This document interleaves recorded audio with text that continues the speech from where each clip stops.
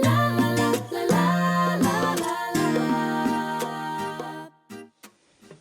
and welcome to Elizabeth's Craft Room. Today I'm going to show you how to make this simple card. We're going to make it using a stamp set for Evergreen, which is designed to go with the big trees in the catalogue. There's like a 3D home decor project and it's designed to go with that, but actually beautiful on its own with these baubles and various decorations. So that's the stamp set we're using. This was my original design, but I'm going to do it in a different colourway, so let's get started. So first I'm going to bring in my Stampin' Up trimmer, and it's impossible to get the whole thing onto the camera, but I'll try and do the best to show you what I'm doing. So I've lined this up with on the 2 centimetre line here, and then 2 centimetres there. Now this is not especially critical, I would say about 1 inch, ladies, if you are in doing this imperial measurements. So I've just gone down there. Now I'm going to turn around and line it up. Now you can see what I mean by it's not critical, because I'm not really measuring here. I'm just going up to where that was. I'm turning it round. All I'm trying to get here is a little box cut out. And there's my last one. Just getting, you can actually see through where the cut is in between on the trimmer. And I'm lining that up. So I'm just taking out a little box like that. You could also do that with a die, and there's my little space. Now I'm actually going to use this now as a mask to do some brayering through and put some colour onto my project. So I'm taking another piece of cardstock the same size. So this was 5 inches by 3 1/4 inches, and I want to put a couple of colours on there.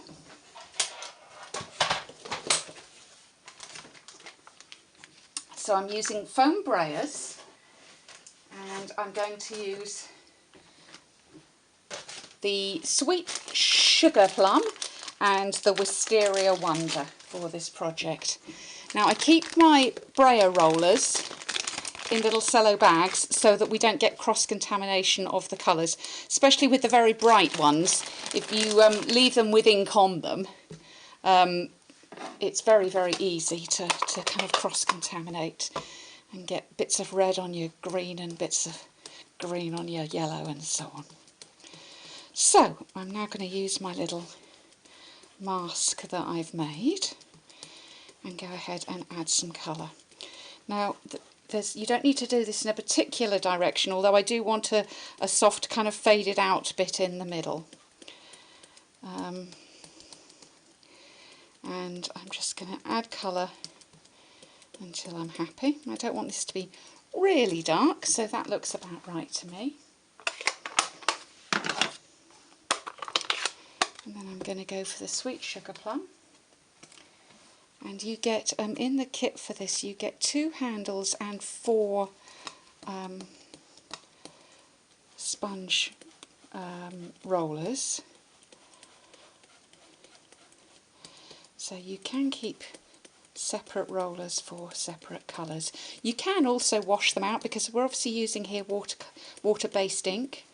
But I love these so much, I use them rather a lot, so it's worth keeping a separate roller for the separate colours. How pretty is that? Okay, so this is going to be my, this is going to be where I'm putting my baubles. So let's decide which ones I'm going to have. So I'm going to go for this one here. This little one here.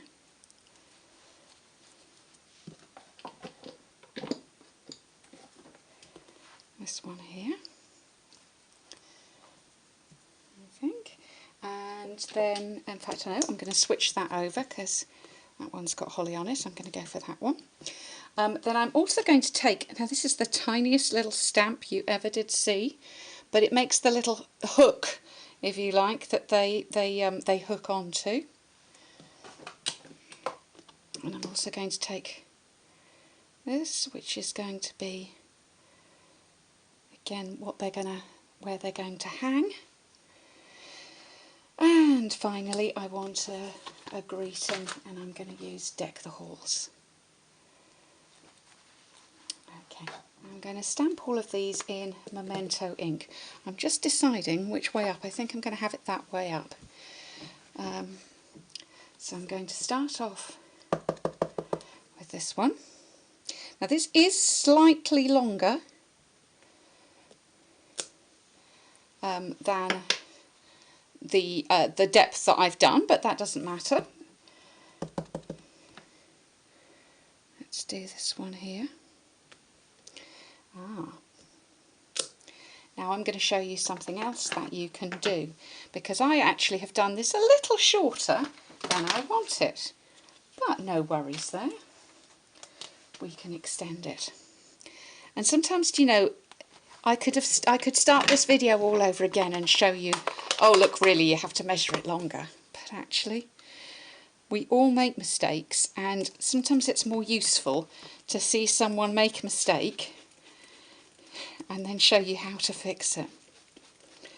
Now what I'm going to do is I'm going to work away at this until I don't have that line, or certainly it's not very noticeable.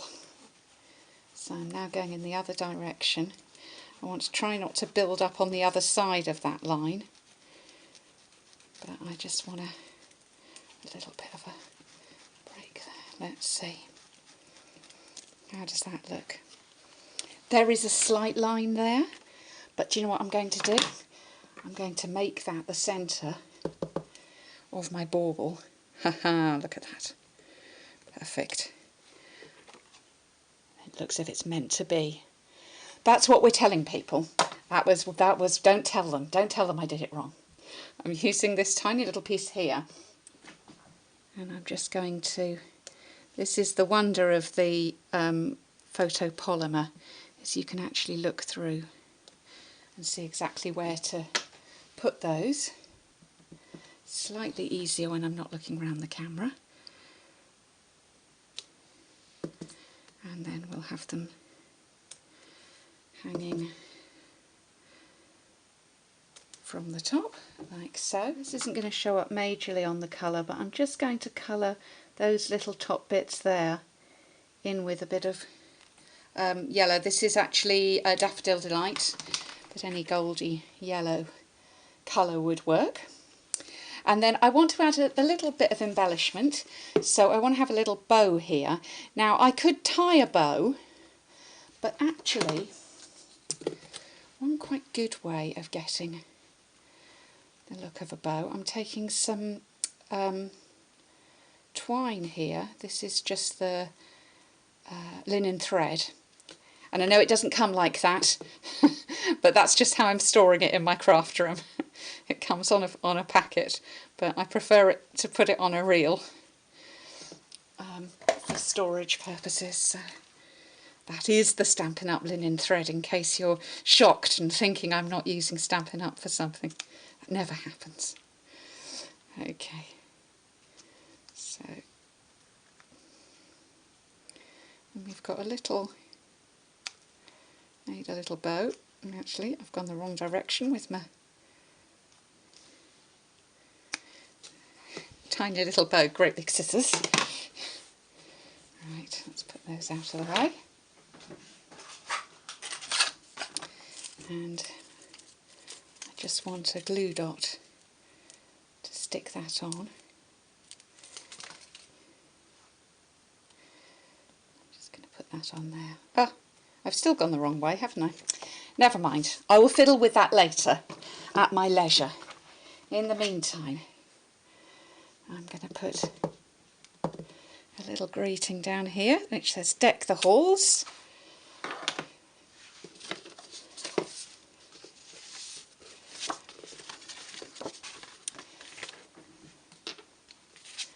And then some layers, and I'm using the Wisteria Wonder.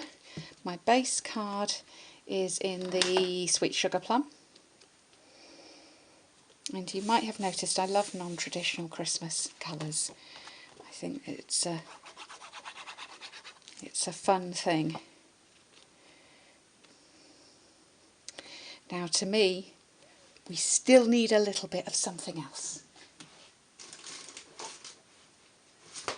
And what about a bit of bling on here? So I'm going to just take some little rhinestones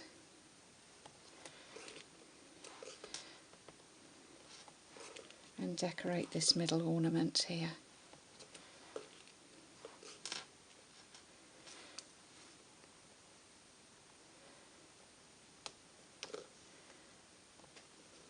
There we go. And we've got a bit of shine on there as well. So here was my original one, some more traditional Christmas colours. So which one do you prefer? I don't know, something about non-traditional Christmas colours I like, but only certain colours. But pinks and purples really work for me. So let me know which one you prefer. And come back and visit Elizabeth's Craft Room again soon. Be delighted to welcome you.